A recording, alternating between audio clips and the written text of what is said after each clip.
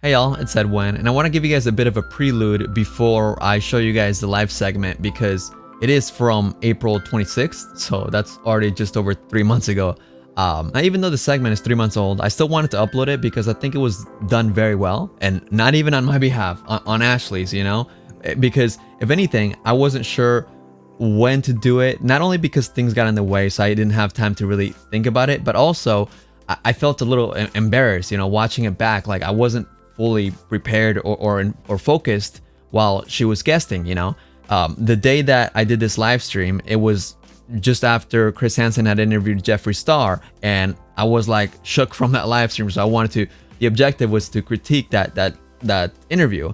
And you know, I had invited her because I figured she might have some thoughts, which she did share. However, I felt like it would be important to give her a little bit of a platform so people would know who she is and her experience with Dahvie Vanity. Now, when I went into this, I wasn't fully researched as I am now into Dahvie Vanity, who he is and what he has done. You know, I hadn't done my video or research just yet, just very broad general knowledge.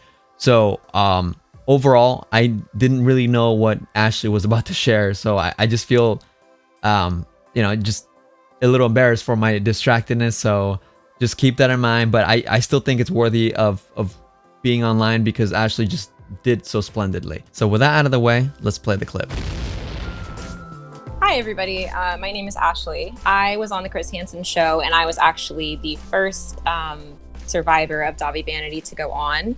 And he's somebody that I knew and was, you know, I use the term friends very loosely because I was 12 and he was 25. But I was friends with him for about 2 years. And unfortunately, I had a very, you know, unsettling sexual encounter with him that has led me to where I am today, which is being a huge advocate for taking him down. Am I allowed to curse on this? Yes. You know, I'm just saying, I'm just taking the piece of shit down one day at a time. I've been kind of collecting. I hate using the word collecting because I don't know if it sounds weird, but for the past month since my first live stream with him, and I was also on the other day, which I think was actually a really nice stream. Since then, I've been kind of being like a refuge for other survivors and like taking emails and submitting information to the FBI. This girl actually yesterday or 2 days ago sent me a photo of him kissing her on the mouth when she was 13. So I submitted that right away. But if anybody has any tips or anything, please let me know and get at me. Okay, yeah. And by the way, this is her. I just put her Twitter @ on the screen. That is for her on Twitter. Honestly, I think you're doing really good by what you've just said, like collecting people's like own recollections and, you know, being a sort of bridge and gateway to that. Can you describe to some extent at least your experiences and what you perceive Dahvie to be, so people, because, you know, obviously, like, yes, right now we're talking about the Jeffree Star Chris Hansen interview, and everybody knows that Dahvie is a monster, but, you know, just, I guess not a reminder, but just what kind of monster is this guy from your words? Well, he's a very dangerous person because, unfortunately, even though he looks like a rat in a wig, he is very charismatic, and he has a way of kind of connecting with people's parents specifically. What I have found to be a very common thread in all of these stories that I've been receiving is connecting with the children's mothers, because a lot of, you know, speaking from my own personal experience, I came from a kind of shitty home and my mom did her very best with me, but we were both in a very abusive situation and kind of seeking, like, you know, she wanted me to have somebody to look up to. So whenever we met him, which was actually at a small show in Orlando, he was able to kind of manipulate his way into our lives because he recognized that there was kind of I don't know how to word this. It's very hard to word this on live stream, but he was able to recognize people that were kind of missing something, and he was able to manipulate his way into being that thing. Does that make any sense? No, that makes total sense. And here's the thing about at least, like, you know, and obviously I mean no offense because I come from an emo depressive background as well, but you know, when you're going to this kind of, like, this is a very targeted audience to begin with. I feel pretty strongly confidently saying that, you know, to you're totally right. because this is beyond emo. This is more like the emo scene, and like a lot of people that are very, very go against the grain type and want to connect. Like they're yearning for a connection. Yeah, exactly. He's trying to be that, like, you know, he sneaks his way in as like the older brother figure or somebody who can protect you and like show you cool things. But at the end of the day, he's only trying to manipulate his way into your mind so that he can then use you for his own personal pleasure, which is a very disgusting way to phrase it, but it's the absolute truth. Like, you know, I've talked about, I don't mind talking about my situation, even as grotesque as it can be, because I feel like it's very helpful. So I don't mind, like, if you want me to like talk about the specifics, I'm not uncomfortable with it by any means. Whatever you're comfortable with. I also tend to think it helps. You know, obviously it is uncomfortable, but it helps people understand the severity of it, because you know, I think that people can see a lot of the, you know, not to say that people aren't covering it for clout or for views, whatever, but people can see the amount of times it's been repeated or whatever, and they'd be like, oh my god, this again. But like, no, I do think that, like, you know, validating what you've gone through and others have gone through is important to remind people of why it's being talked about. So basically, to make a long story short, when I was 12, just turned 13 years old, Dahvie Vanity was still self-identifying as a hairdresser to everybody, and anybody who actually knew him in the Orlando scene back in the day knows that. And he met with my mom and his old manager, Rebecca, at a show in Orlando. Because if you've ever been to, a lot of people question how we actually met him. If you go to the Social in Orlando, which is a very small venue, all of the supporting bands are just walking around. Like, it's not hard to run into them. And I've actually had a bunch of people from that same exact show who met him at that same show under the same reason reach out to me. So it's not like an isolated thing. This is something that that is very, it gave him a very easy way to meet everybody.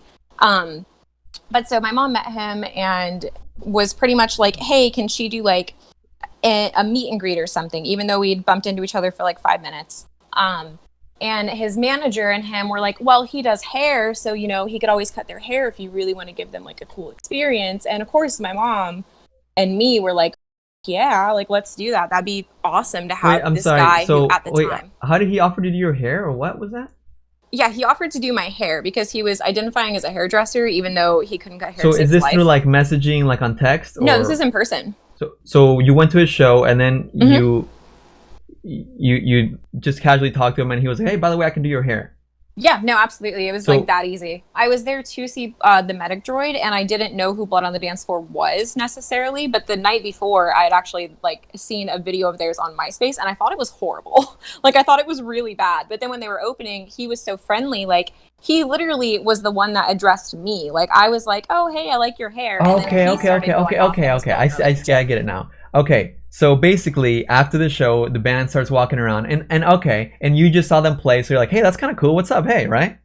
Well, I'd actually saw him before the show, and I recognized him from the video. Sorry, this is very confusing. I'm basically just trying to draw the picture because, well, for me, as someone who has gone to these kinds of venues that are really small and like artists will walk around, like, I know that it feels cool, and like I know to some people spectating outside, it might seem like, oh, you didn't even know him, but like, it's a cool vibe to be like, oh, you're about to perform. All right, cool. No, like, exactly. You know, there's a cool feeling about like someone that you essentially are paying to see live, even if you're not there for them. Like, it makes you want to become a fan that, like, hey, that's awesome. Like, someone that's about to go live is such a cool personality, right? So that's basically your impression. Yeah, thank you so much for saying that, actually, because that could not have been worded better. Like, even though I wasn't a fan of him and I thought that the music wasn't that great, I still, when I ran into him, I was like, oh, like, you're that person, like, you have a following, like, you're cool. And then in my little 12-year-old mind, because I was 12 at the time, I was like, well, this guy's cool and he's talking to me. Right. So and again, emphasis cool on the 12 years old. Sorry to cut you off. Yeah, I was 12 years old when we first met. It was in December. So actually I had just turned 13. My birthday's in October. So I just turned 13. But yeah, so it was really, really easy. Like, he ended up actually adding me on Myspace that day. Like, either that day or the following one. Like I said, it's been 10 years, so those little details are kind of fuzzy. But very, very soon after, he added me on Myspace, and I had messaged him, and I was pretty much like, hey, so happy to meet you the other day. Like, if you're still down to do my hair, like, we should totally do that. And then he responded pretty much immediately and was like, you know, he talks like a 12-year-old, which is something that is very strange because he's 36 now, about to be 37. So just to put into perspective, he was around what, 25, or how old was he back then? I think he was 24 or 25. Because this was 10 years ago. So it was I'm about to be 25. So this was like actually 11 years ago. So is a 25-year-old talking to 12-year-old? Okay. Yeah, and it's so strange because he has relatable conversations with minors. Like, whenever we were talking, I felt like I was talking to one of my friends, which is scary. Like, he's able to conversate with minors and seem relatable, which, you know, what on earth do you have to relate to me with? Like, I was 12, 13 at the time. He was 24, 25 at the time. Like, it doesn't make any sense. Like, you have nothing to relate to me on. Even I, you know, as a 24-year-old woman, when I speak to like a 16-year-old or an 18-year-old, I don't feel like I have much in common with them. Right. Like, yes. I find it hard. It's really alarming to hear this. And here's the thing, like, he probably didn't ask you for your age, right? Or did he? Oh no, he did. He knew how old I was. Oh my god! Yeah, he knew how old I was. It was no secret. Do you see how sad that is? Because I was about to give him the benefit of the doubt that even if he didn't ask you for your age, a 12-year-old maybe doesn't look like a 12-year-old, but they definitely don't look like an adult. Like, yeah, absolutely. Oh no, I did not look like an adult. I looked just like a little scene 12-year-old would. I had, you know, no body at all. Like, I was a little tiny scene baby. Like, I did not look older for my age whatsoever. Yeah. Okay. All right. Just it's my bad. You know, my bad for forgetting for a second how gross this man is, I guess. Yeah. Or that's all right. See, no, we need these kinds of reactions to. All right, keep going. But yeah, to kind of cut down some of the details, he came over to my house like probably a month later, after consistent MySpace messages, and he cut me, and I actually had my friend that went to the show with me. She was over as well, and we were having a sleepover, and he came and cut both of our hair, and my mom, this is where things get kind of fuzzy, and I know people are going to drag my mom in the comments, but he drove an hour to come to my house, so he was going to stay the night and sleep on the couch, and everything was, you know, supervised. But then my mom let him have access to like the alcohol in the house, it's a huge, you know, it wasn't, I don't know how to explain this without it sounding shitty, because she genuinely like was watching us the whole time. She had no idea that me and my friend were being snuck alcohol, because he was literally bringing us drinks and like, you know, so when you say it. She allowed him access, do you mean like, did he say, hey, you mind if I have some drinks, or did she, oh, go ahead, feel free, make yourself at home kind of attitude, or what? Yeah, it was like a make yourself at home type of thing, because he was staying the night. So, you know, she was like, yeah, whatever, like, you know, you guys are being supervised, like, for sure, if you want to have something, go ahead, because, you know, they were the adults, and, you know, I mean, how many kids' parents don't have drinks with, I guess, friends whenever they come over? Sure. And so when did the drinks start taking place? Like, after your parents went to bed, or did he like literally sneak in and come into the room, or how did that work? No, he literally, like, if my mom was going to the bathroom, he would bring us drinks. Like, it was every time that she had her back turned. And, you know, me and my friend, she was 14, I was just freshly 13. So you guys were out in the open. It was cool. You weren't even in the... Yeah. Oh. So your mom was there. So he was... When my mom would like go to the bathroom or like turn around, he would be doing the shady shit. Like, anytime that she wasn't in, or he wasn't in her like perspective or point of view, like, then he would go and do something shady, like bring us drinks. But you're saying when your mom got back from the bathroom, you guys were technically pretty much drinking alcohol. Yeah, and we had it hidden though. Like, we had it in my room, so like we would excuse ourselves from like the conversation, and then we would go back. Yeah, we were being rebellious teenagers by, you know, accepting said drinks. Okay, just trying to make sure I got it right. So, okay, so it's not like you were drinking in front of your mom, but you would go back, take breaks yourselves. Okay, no. Yeah, I mean, exactly. As this story goes on, you'll find that I didn't say anything to her, and even like very recently is when she found out. Like, she just found out around the Chris Hansen interview. Oh, really? Yeah, because I was always afraid to come out about it, because he had a way of, you know, at the time he had a big fan base, so I was always afraid to challenge him, because I had seen, you know, there are photos of us together, and the photo of him standing in my bedroom. I don't know if you've seen it, but he's holding a phone in his hand, and in that picture he was yelling at some girl who had like disrespected him. So I was seeing firsthand how he treated people who spoke against him, and it scared me. Like, it scared me to death. Like, that he would potentially out me on the internet, even though who was I on the internet? I was nobody. Right. But still, it was scary to have a bunch of people you know, coming in and attacking or potentially attacking me. But yeah, long story short with the whole alcohol thing is he, you know, was seeking us drinks, and eventually my mom went to bed and me and my friend retreated to my room, and he was supposed to be sleeping on the couch, and he ended up coming into my room about like, you know, 30 minutes later. And he, you know, was just talking to me and my friend, and we were stoked on it because we were too naive to, you know, understand that there was something weird about it. We were stoked on him coming into our room talking to us.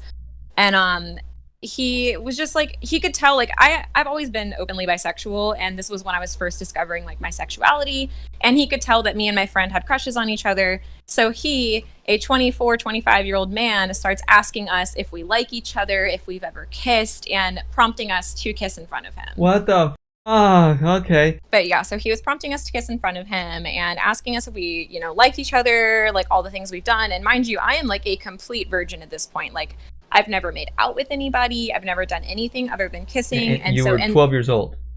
I was 13 now. Oh, 13. Okay. And you're following along. Like you're like listening. Like, yeah, I kind of bounced back to 12 years old because I was freshly 13. So I still think of myself as, you know, a 12-year-old child, but there's really a big difference between those two. But yeah, so we kissed in front of him, and we both, like, there was this sense of feeling awkward, and like it wasn't like a comfortable situation, but at the same time, this is somebody who has a platform, and it's like this power complex. And like right now, yeah, he doesn't have a huge following, but back in the day he did.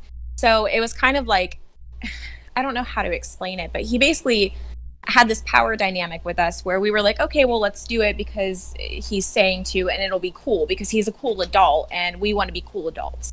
So it goes on, and he ends up asking to join the kiss. And when I say asking, I mean he literally just like put his face in it and like, you know, kind of gave a look that was like, is this okay? And it ended very shortly. Like, there was like a 10-second three-way kiss, and we were both like, this is weird. Did he press to keep talking with you, or did he give up after this? Oh no, he kept going. We were really uncomfortable, so we decided that like we wanted to go to bed. So we laid down. And he was like, oh, well, I'll just hang out for a little while longer, like until you guys go to sleep, which is terribly creepy. But so he was laying with us just talking, like while we were getting ready for bed. And he was laying in between me and my friend. And he turned to me specifically. And I should point out that I was very underdeveloped because I was, you know, a kid. But my friend was very busty. She had the curvy body, so she looked older. But he came for me because I looked younger, is what I think now, looking back. But so he turned to me. And he starts kissing me again, and I'm like, you know, like I've never done it before. So I'm like kissing him back a little bit, like to the best of my ability, but I'm super uncomfortable. So I keep like stopping in between. And then he takes my hand and he pulls it down like onto his genitals that he's already pulled out of his pants. And it's my first time ever touching that. So I freaked out and I pulled my hand back and I was like, no, like I don't want to do that. And he was like, no, come on, like, just try it. Like, it's okay. Like, it'll be fun. And he pulls my hand again. And I'm, again, like, no, because I don't know what to do with it, you know? And, sorry, I'm, like, losing my breath right now. It's okay. It's okay. You don't have to, you can go stop whenever. It's okay. I'm just talking, like, really, I feel like I'm talking really fast and I'm, like, not keeping track of my breathing. You're actually doing surprisingly well. And, you know, like, I mean, also, by the way, like, the couple of times that I asked, like, if I like miss something, it's also because for emphasis, and also like I'm working on getting the creep show art in here as well. But like, you're doing perfect. Okay, cool. But yeah, so he, you know, kept pulling my hand back, and then eventually I got a little bit more stern, and I was like, dude, no. And then he rolled his eyes and got like this really ugly look on his face, and he rolled over to my friend, and then I'm terrified because I feel like I just offended him. And he's like, I hear him whispering to my friend, but I asked her the next day and she said that nothing happened between them. And eventually, you know, he just got up and went to bed on the couch. And when my mom woke up, it was like nothing ever happened. Like nothing changed. Like the morning after, he was acting completely normal. Like nothing had happened between anybody. And like it was a totally normal night just on the couch. Whew. That's not even the worst part. That's just the introduction. Well, how's the chat doing? I mean, that's a lot to unload. Like, yeah, and like, you know, that Yeah, I walked away from it for a minute, but you did really well. like I said, there was a second occasion where he actually did like physically assault me into performing oral sex on him. And that was the main thing that's really like traumatized me and, you know, fucked me up from everything. But I didn't even realize until I was about probably 16 or like even almost 17 that it was wrong, because it kind of created.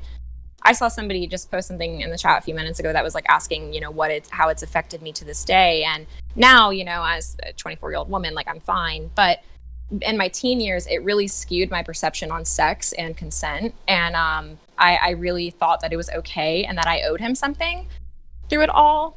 And now I see that that's not correct at all. But it wasn't until I was like 16 or 17 that I finally tried to speak out on it. And unfortunately, he still had kind of a following. So I was quickly shut down and, you know, was called every name in the book, you know, told a bunch of bullshit about myself and my story. But now I refuse to stop talking about it. Like, I will keep talking about this until I know that he's in jail. And now, especially now that he lives back in Florida and that he's only like 45 minutes away from me, I am going to be there on the day that he is dragged up the court steps. I swear to God. You're doing so well. Can I once again ask you to repeat what made you feel intimidated or kind of shrink back to not want to talk about it more? Yeah, sure. Like I said, back in the day, he had a huge following. Even though it wasn't like, you know, millions of followers, back in the day, like 100,000 followers was a lot, you know? Like if a band on Myspace had 100,000, people were like, oh, shit, they're fucking famous. Whereas now it's not really anything. But not anything, you know what I mean?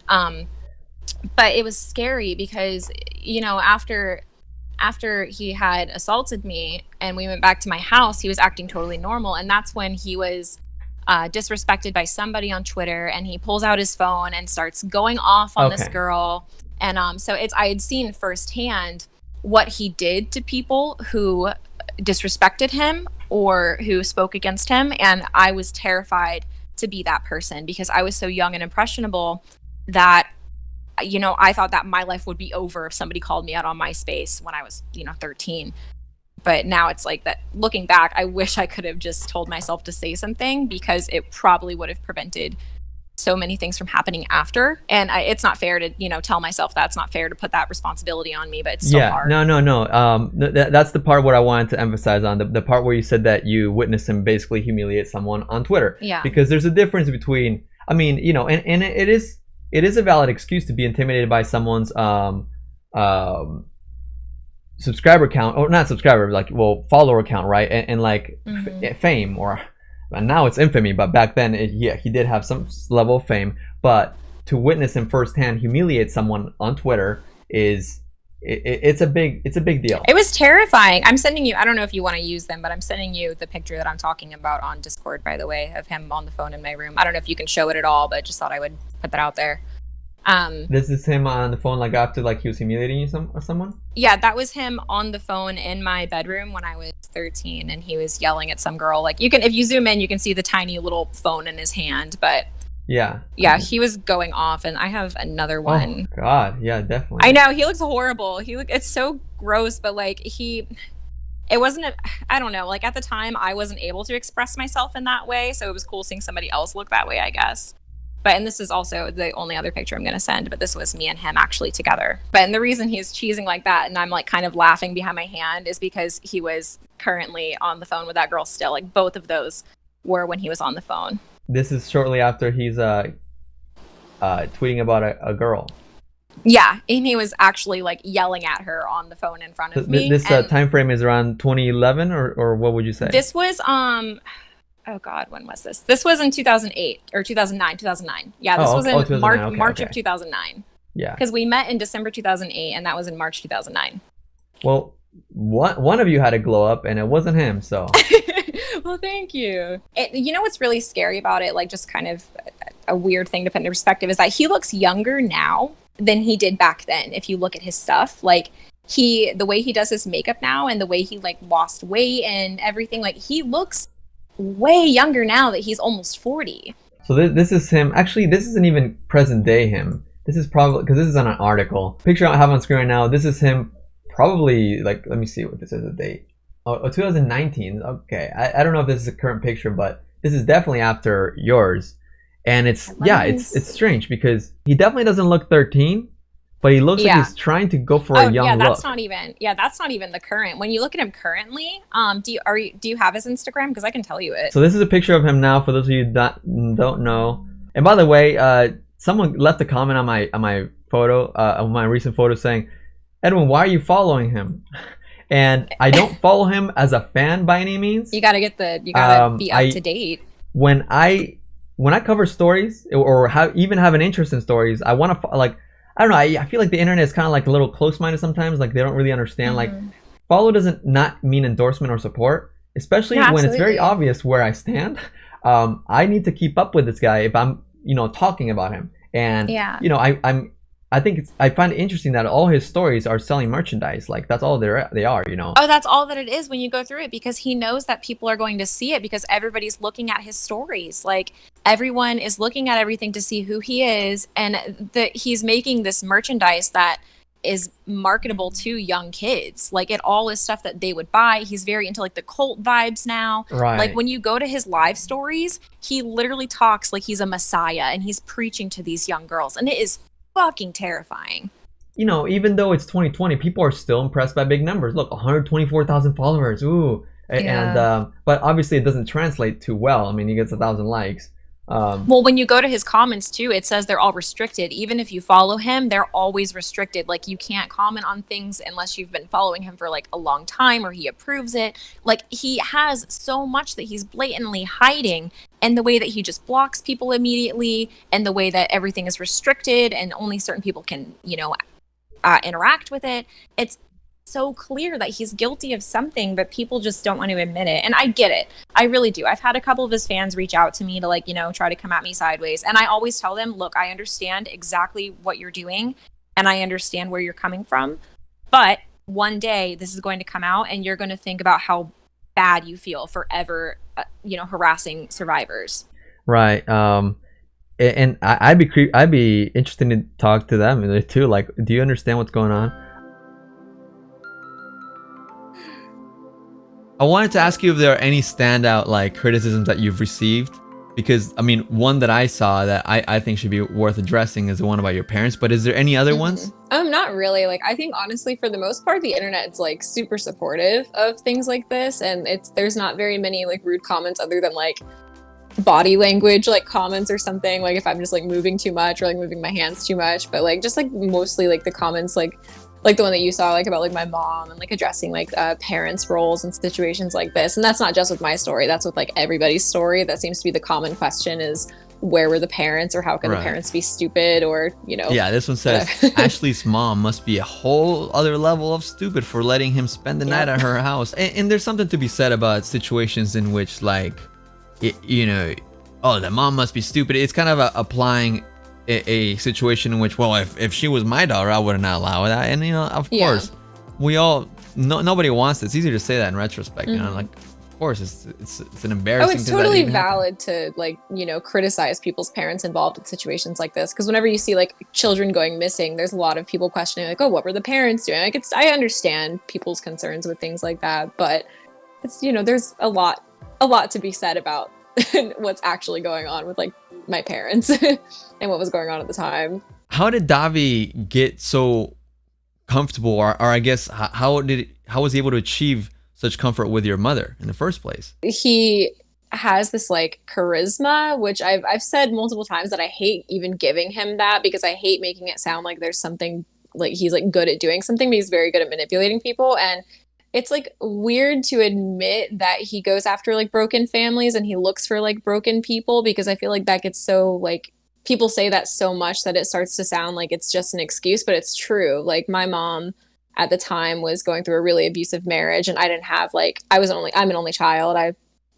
didn't have anybody in my house to really support me. So he kind of saw that and weaseled his way in to become this like caring brother role that was like always asking, you know, do you need anything? Like always there, asking my mom if she was okay, letting my mom vent about her relationship problems because he was an adult, so he could understand that aspect. And then with me, he was just young enough to understand my grievances. Like he just was able to manipulate his way into seeming like this genuine person. And he does that with a lot of people. Like there's multiple broken households that he's kind of weaseled his way into. There's an active one that's going on. He tries so hard to let you know that he's there for you and like kind of love bomb you, whether it be like a mom or a daughter, to like just like I don't know how to explain it necessarily. Does that make sense? Yeah, that's the common theme that, as you know, I have watched and anyone else could watch the interviews, that the people always say that, yeah, he became basically friends with not only the child at the time, or teenager, I guess, and the mother as well. And that, I guess that's how they gain the confidence and the mess begins. And yeah, like you were saying, there's actually a young teenager right now been talking, allegedly, I don't know if we should say that, but I really wanted to get into that, like that, touch on that aspect, because I feel like that's something that might be either overlooked or not as emphasized for people to hear. In order to get to you, of course he has to establish some sort of relationship with a parent, and yeah, that is a common thing, you know. It's not that he gets you to run away, like, hey, sneak out, you know. Yeah. No, exactly. He does go through the parent to get, you know, to the child, and he's very good at doing it. Like this isn't just Ashlee's mom is being stupid thing. This is like everybody's parents are being groomed by this man. Like people think that's just the children being groomed, but it's the adults as well, because he knows how to do it. He knows how to manipulate his way into things like that. And he's very good at conversation, very good at tricking people. I mean, you know, not to touch too much on the girl right now, but like her mom has seen all the articles. She's seen everything. She knows everything going on. People have reached out to her to message her and try to be like, hey, guy's not good news. But she's like, oh, well, he's nice to us. So. Oh, and you also filed a police report, yeah?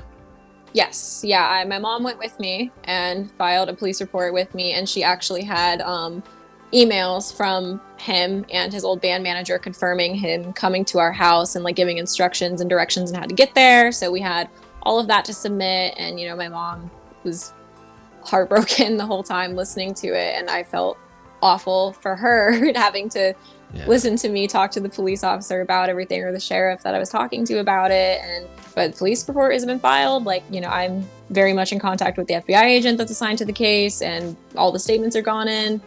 So there's a lot getting done. Like a lot of really good things are getting done.